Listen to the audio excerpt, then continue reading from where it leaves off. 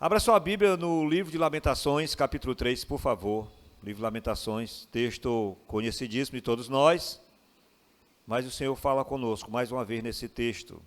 Lamentações, capítulo 3, por favor. E eu ainda, hoje, durante o dia, eu estava pensando no poder da gratidão. O que a gratidão é capaz de produzir na alma humana. Não é? Porque tudo aquilo que é produzido na nossa alma, consequentemente, não é? Repercute no nosso corpo, e repercute a tudo aquilo que está em nossa volta, ou tudo aquilo que nós nos envolvemos. E quando a gente olha, né, para a extraordinária história dos moravianos, eu peço a você que pesquise, não é? E conheça um pouco a história desses irmãos que nos antecederam, que viveram, me parece, lá em meados do século XIV, e esses amados irmãos que passaram 100 anos orando, né, pedindo avivamento por 100 anos, ininterruptamente, de manhã, de tarde e de noite, sem cessar. Esses mesmos irmãos, não é, quando quiseram evangelizar uma ilha, que lá não poderia entrar ninguém, senão escravos para lá trabalhar, e esses mesmos irmãos se venderam como escravo para poder evangelizar aquela ilha, não é? O que dizer do voto de Jefté, embora alguns dos teólogos dizem que foi um voto de tolo, mas Jefté sacrificou a própria filha, porque votou que sacrificaria a filha ao Senhor, e ele o fez. O que dizer também da oferta de Abraão, a pedido de Deus, né? Deus pediu o filho dele, o único que ele tinha, para que fosse oferecido em sacrifício, e Abraão ofereceu o seu filho em sacrifício ao Senhor. Claro que ele ofereceu no coração. Já havia um desprendimento no coração de Abraão, ele não conhecia o desfecho da história, que nós hoje conhecemos e que ele acabou também conhecendo, mas Abraão também ofereceu o filho a sacrifício ao Senhor.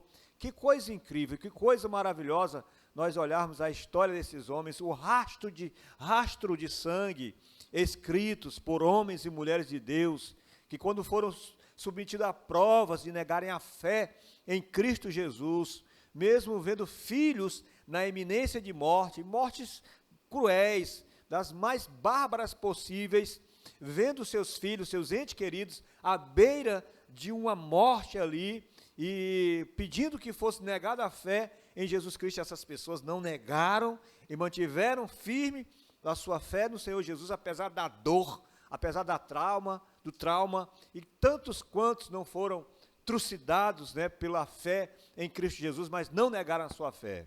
Que coisa incrível, que coisa maravilhosa. Mas aí a gente vai encontrar lá no Salmo 113, versículo 12, se não me falha a memória, quando Davi faz um questionamento a si mesmo, não é? Ele faz o questionamento: que darei eu ao Senhor por todos os benefícios que me tem feito? O que eu posso dar para Deus? Fazer igual os moravianos? Fazer igual as pessoas que sacrificaram os seus filhos? Fazer igual as pessoas que deram as suas vidas de maneira sofrida por conta da sua fé em Jesus Cristo? O salmista não encontrou nada que dissesse assim: olha, isso aqui corresponde ao amor de Deus para comigo.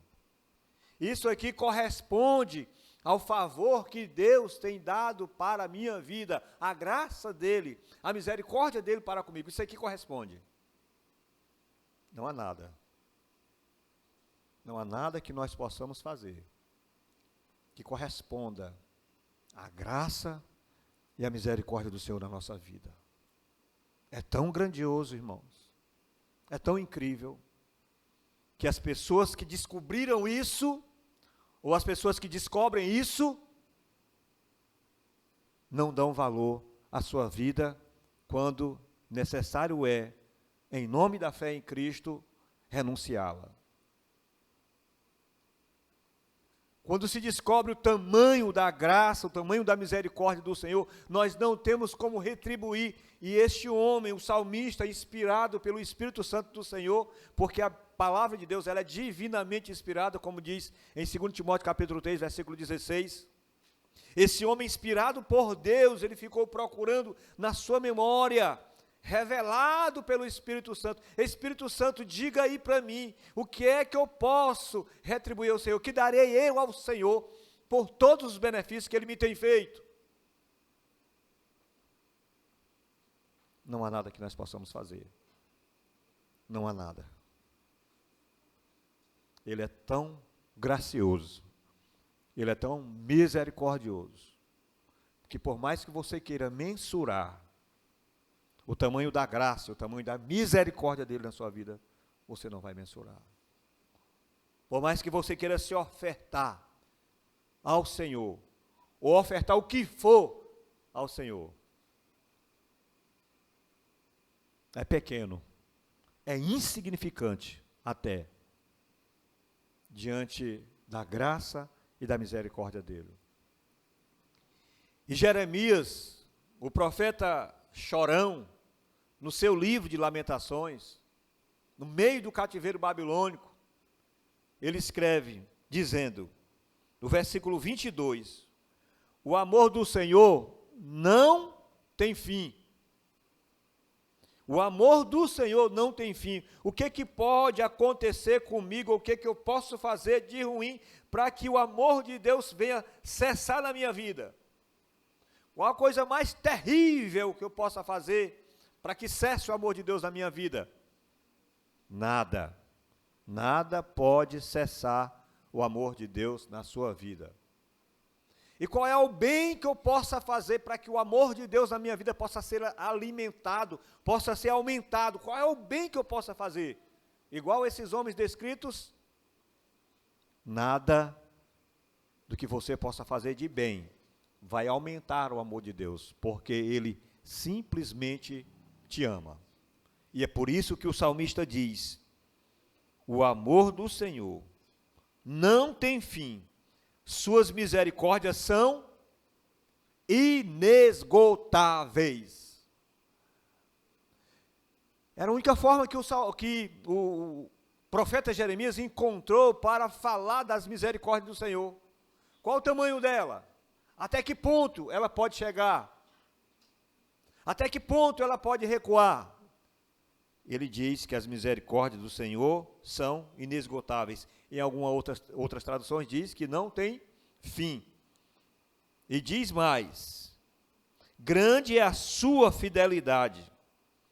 Suas misericórdias se renovam de ano em ano, de festa em festa, de tempos em tempos. Não, aqui está escrito que as misericórdias do Senhor renovam-se cada manhã. Todas as manhãs, quando você desperta levantando da sua cama, do seu leito, debruçando-se nas misericórdias do Senhor. Nós tropeçamos nas misericórdias do Senhor. Novas são cada manhã. Digo a mim mesmo, o Senhor é a minha porção, por isso esperarei nele. Louvado seja o nome do Senhor, por isso esperarei nele. Nós fomos criados com uma complexidade muito grande. Nós não vamos compreender a complexidade com a qual nós somos formados. Você já pensou? Um organismo que começa, um corpo humano que começa a partir de 2 células, o gameta masculino e o gameta feminino, que através dessa união dessas 2 células dá origem ao embrião ou zigoto, dali de repente começa a se transformar num tecido, e esse tecido começa a se transformar em órgãos, esses órgãos começam a formar o nosso corpo. Que coisa incrível, a partir de 2 células. E o nosso organismo tem aproximadamente 37,2 trilhões de células. 37,2 trilhões de células o nosso organismo tem. E para isso, nós temos cerca de 39 trilhões de bactérias. E elas vivem em harmonia com o nosso corpo. Algumas até usadas na sintetização de vitaminas, de alimentos e tantas outras funções que são benéficas para o nosso organismo, micro-organismo, que destroem a nossa vida, são capazes de destruir a nossa vida em minutos. No entanto, nós estamos, para cada célula, nós temos uma bactéria. E como é que o nosso organismo consegue sobreviver?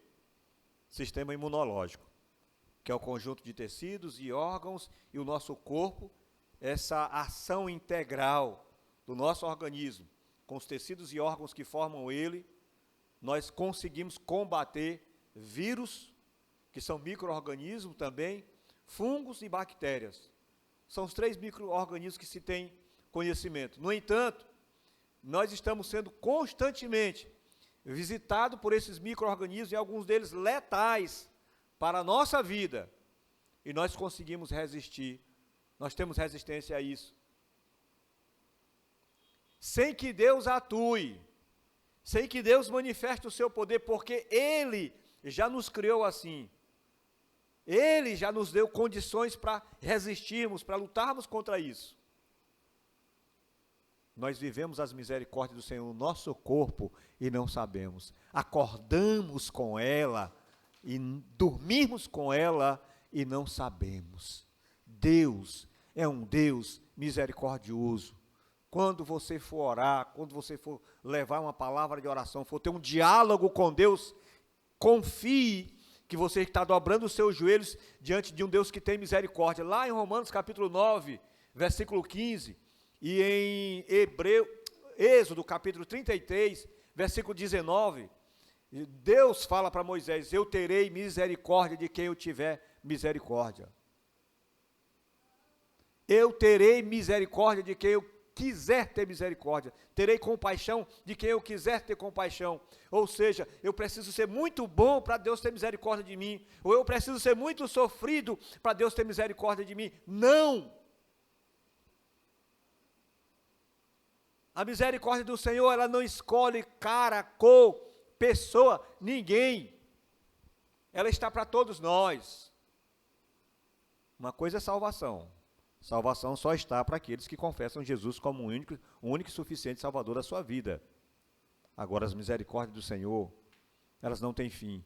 Enquanto você tiver vida,